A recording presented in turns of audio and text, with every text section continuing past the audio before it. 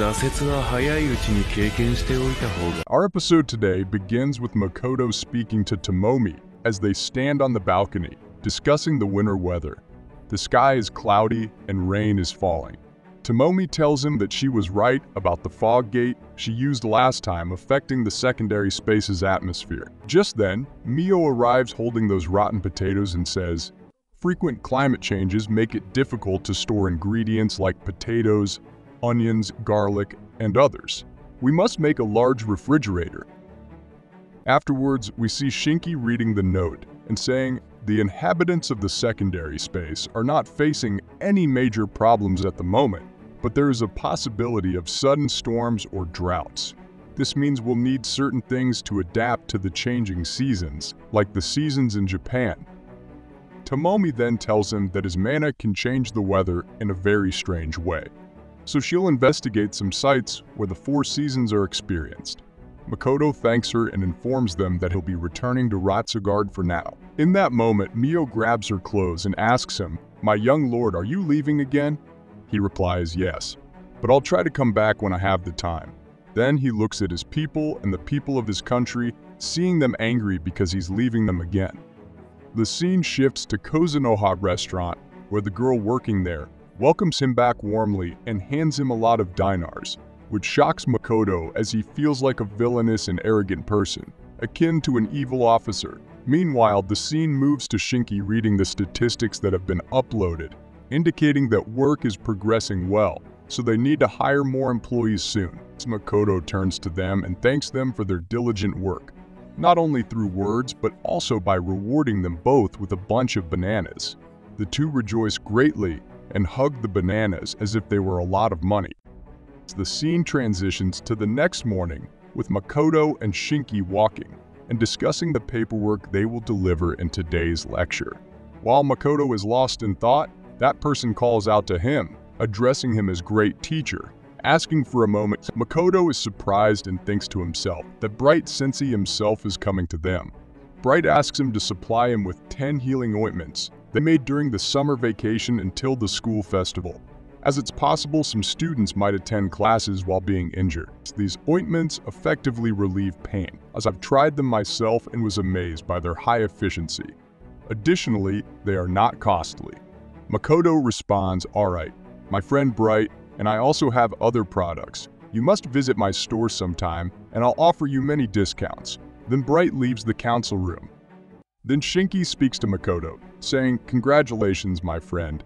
The little one recognized you before the elder. Your reputation in the academy precedes you greatly." The scene then shifts to inside the library where there were many documents, and Makoto is very surprised and angry as these documents contain marriage proposals. Many people want to marry Makoto. Shinki picks up one of those documents and says, "This is an application for student lectures." Makoto reads this application and finds 3 letters.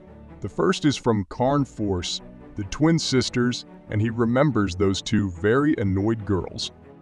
The scene then shifts to the academy courtyard, where they will welcome the new friends, 3 students. The first student, Shivo, introduces herself. She explains that she was absent due to illness, which caused some inconvenience, but she is very happy to meet them. She specializes in offensive magic and the earth and fire elements. The second student, Chivo's younger sister, also returns to school today.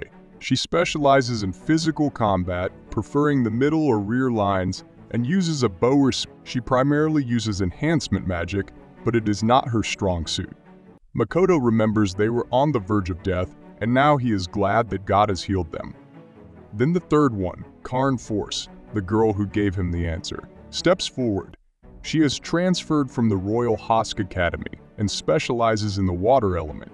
Makoto welcomes them all and tells them to be kind to each other. He mentions that he is a friend of their parents, but warns them not to expect him to go easy on them. Then we see these students walking together, wondering what's going on. The middle girl tells them that these aren't the only sisters I know. They are just pretending to be kind. Then we see Makoto and Shinki watching the situation and realizing that these 2 sisters have a very bad reputation. They boast about their wealth, appearance, and have a rude and defiant personality. Makoto then speaks to them, saying, "Congratulations, new students. We've been waiting here for the others to join us. You will fight the creature I'll summon today." The students are surprised and wonder if their teacher can summon demons. The other boy with yellow hair tells them that he can attend the next lecture. The new girl says she doesn't want to embarrass herself in front of them. Makoto then tells them to focus as Mr. Lizard appears. The boy with blue hair is surprised and says he hasn't seen this type of lizard-like men before and asks about their strength. Makoto tells them it's a secret, but he can assure them that it's his friend, the Blue Lizard Lord. Then Makoto whispers to them, "Thank you for coming today, but don't use your full strength. Fight them at only 20. Makoto then addresses them, "Start fighting, and your lives are on the line. You won't die." Then we see Makoto standing with the new students and asks them to face him so he can train them well. Sometimes he will indicate their combat preferences and give them assignments, but they must read them. He tells them if they don't correct their mistakes, he will start disabling their attacks, and they should consider that they might get hurt. The girls attack Makoto with their strong blows, each using their own strength. They try to hit him, but he blocks all their attacks because their attacks are very weak, which won't help them at all. Then Yuno tries to hit him with her arrow, but he deflects the attack and tells her she must saturate the arrow with her mana and enhance her physical strength. He tells her he will start burning her attacks, which he does. After that, Karen tries to hit him with her strength, and he tells her that her strike was good because she delayed her spells. Then he advises Chivo that she took the effect of the blindness into account and asks her to focus on accuracy and shoot arrows fast. Then he tells Cart to focus on strength and the duration of the effect on speed. Yo tries to hit him with one of her arrows, and he tells her that her physical enhancement and mana saturation need real work. Additionally, focuses too much on releasing a powerful shot, which makes her handling of the bow sloppy, and that's not good enough. Then we transition to the scene with the students as they fight the monster summoned by Makoto. We see them being overpowered by it, and Aaliyah attempts to strike it with her arrows, but she cannot defeat it either until the fight ends, and they are all seen sitting on the ground exhausted. Makoto approaches them and asks them to report on their improvement areas. He then talks to Karn and asks her to go with him because he wants to know something from her. Karn agrees to go with him. Next, we see the remaining students crying from exhaustion. Shiki asks him to take it easy on themselves as he trusts Makoto, not to subject them to unbearable obstacles. The students express feeling that Makoto is too harsh, but Shiki reassures them that he has high hopes for them. He then assures them and tells them that Shifu and her sister, are fine and will continue attending classes without fail. Ilya asks them to join their group and share their opinions about the lessons. Afterward, the scene shifts to Makoto with Karn, where he tells her that her power is unnatural and she's incredibly strong to be a student. Karn replies that she was a military sorceress in her kingdom, so if he doubts her, she can tell him the details of her appointment. Makoto then tells her that he looked into her past, surprising Karn because he still doubts her. He expresses his suspicion that she might be Karn Force, to which Karn laughs at his words and tells him that she is the real Karn, and if he wants to know more about her, she doesn't mind. He looks at her and asks about the demons in the academy, mentioning that she may not have horns, but her skin color and eyes indicate that she's a demon. Makoto said to her, "You don't have horns, but your skin color and eyes indicate that you are a demon." Karn asks him, "Why do you suspect me to be a demon?" Makoto replied saying, "I dislike tricks and lies, a hornless demon." Karn became angry and said, "I didn't expect you to uncover my disguise so quickly, but don't call me hornless. I'll kill you." Makoto then asked her about the real Karn. She replied that she knows nothing about her, because she was killed by her allies. However, she thought he would be angry when he finds out that she's a demon. Makoto told her, "I don't want to bother myself anymore. As long as we understand each other, I don't care about anyone's ethnicity." She said to him, "Are you speaking in demon language?" He replied, "I speak every language except slang." She said to him, "But I won't get rid of you, because you'll hinder my work." Then Shiki came, saying that she claims to be Rona, one of the 4 generals who lead the Demon King's army. "I faced her a few times when I was leash, but we should keep this matter secret between us," Shiki said. Makoto said, "I'm a merchant. I value all information, and we have the advantage in numbers and information. Rona replied, "These circumstances will make things harder. Let's not talk while standing. Let's go somewhere else." Then the scene shifts to the restaurant where they all talk together. Makoto said, "I hate being interrupted while eating. But if we can continue our discussion," Rona replied, "I'd like you to know more about Kuzonoha Trading Company." She asked him if he had another store in Tise in the Asian kingdom. "You're both intelligence agents for Aeon," she said. Makoto told her, "We don't belong to any nation, neither humans nor demons." Rana became angry, saying, "Do you have any idea what you're—" Makoto replied, "It shouldn't surprise you. Some humans have already allied with you, so it's no wonder that some humans are neutral." Rana told him, "That's why I gather information." Makoto asked her, "Did you infiltrate the Academy City?" She replied, "Don't look at me because I don't intend to oppose you again." Then Shiki said to him, "She's a fox, she uses charms and seduction. Don't neglect your defense with her." Shiki enjoyed the food and remarked, "We shouldn't underestimate half-cooked." Rona said to them, "But you said you're neutral a while ago. Are you trying to be a death merchant?" Makoto replied, "I don't want anything to hinder my work, and I can't trust you, but I understand your intentions now, and it's important for us to get to know each other." Then she confessed to him the reason for her infiltration into the academy, as she came to investigate the experiments on quasi-humans being conducted secretly in the city and put an end to them. Then the scene shifts to the guild, where Mako talks to this leader, saying, "I'm glad to see you again." The leader replied, "Did you forget online?" Makoto thought to himself, "You're the owner of that disgusting name."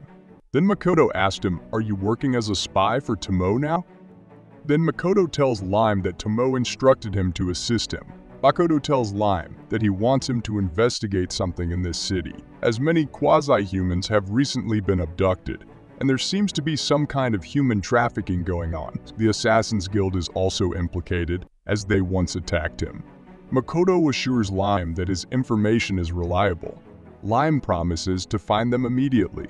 Makoto then instructs the two girls to help him after their work is done. The girls are annoyed because he wants them to work extra hours, but Mako tells them, "I'll give you a reward." He then hands them a banana, and they happily agree to the extra work. Later, Shiki tells his young lord, Makoto, that he should doubt everything Rana says. Makoto agrees because he already knows this. He then asks how Shiki knows Rona. Shiki explains that they used to collaborate in sharing information, but she exploited him and led him into trouble several times. It seems she owes a great debt to the Demon King and is loyal to him, even though she's not as powerful as Mayo. Makoto is terrified by this revelation and orders Shiki to watch her closely. Then Shiki presents Makoto with a gift for their visit, which greatly pleases Makoto. They arrive at the noble lady's residence, a very distinguished abode. However, obtaining an audience with them wasn't easy and required considerable effort, as always. This terrifies Makoto, imagining the Demon King. They enter the lady's presence and Makoto apologizes for not being able to visit them during their illness, wishing them good health always. The two girls are astonished by his different behavior from how he acted in class. Makoto informs them that he showed his strict side during his lecture, and asked them not to tell the other students that they met in such a manner. They thank him profusely, feeling unable to repay him for saving their lives, and they are now in good health because of him. Makoto is delighted by their words and gracious thanks and hopes that they will spend the rest of their lives striving for happiness. He tells them that they have been liberated from their curse, but that doesn't mean they owe their lives to him, and they shouldn't retract their words because of his ugly face. He tells them that when they were ill, they looked much uglier, like demons. They plead with him not to continue this conversation, so Makoto tells them what their father said. He claimed that he wanted to record their recovery process. Suddenly, the girls emit a sinister energy, their eyes turning red, and they inform him that after they explained and believed the situation, their father sided with Maurice, the reckless, to make him advance to become a teacher. This terrifies Makoto by the severity of their actions. He thinks to himself that he's starting to understand the source of those rumors about these girls. Afterward, Makoto leaves with his strength and servant. Shiki informs him that despite their belonging to the wealthy human faction, they don't seem interested in appearances, which is hard to believe. Makoto reflects on how he suffered when they were cursed. Shiki wonders if this mischievous behavior was also cured. Makoto considers it might be the case and places great hope on these beginners, hoping for a promising future for them. However, this world is a terrible place. There is light, but there is also darkness.